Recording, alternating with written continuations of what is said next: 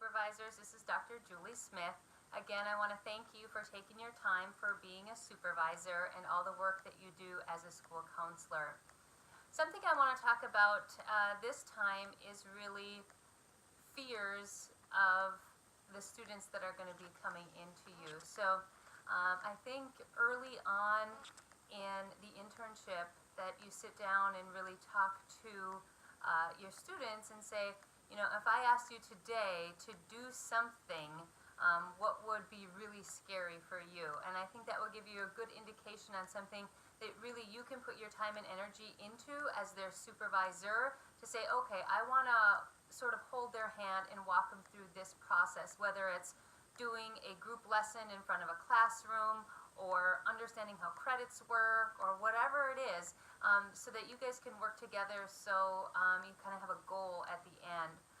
One tip that I remember from my supervisor when I was getting, during my internship, that has always kind of stood with me is, if you fail to plan, plan to fail. And so I like to use that still in my life today. So what is the plan? So I always think a good idea is to take your supervisee and say, okay, this is our semester.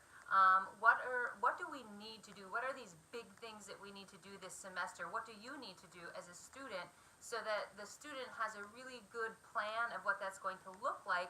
And then, of course, leaving some flexibility. As school counselors, we know that things always come up, but whether it is registration time or things that you need to get ready for that administration wants you to do, so that you can put that on the calendar right away, so that there's no big surprises that come up. So always leaving a little bit of room for those day-to-day things that obviously happen. Another thing that I always thought was really helpful is to sort of have your student watch you do something first, and so that takes a little bit of anxiety away for them, and then ask them any questions and then kind of let them do it as well. And so to continue to be encouraging and always giving feedback, and all of us do that in a different way, and so to think about different models that you're using, supervision models, and taking pieces that fit for you.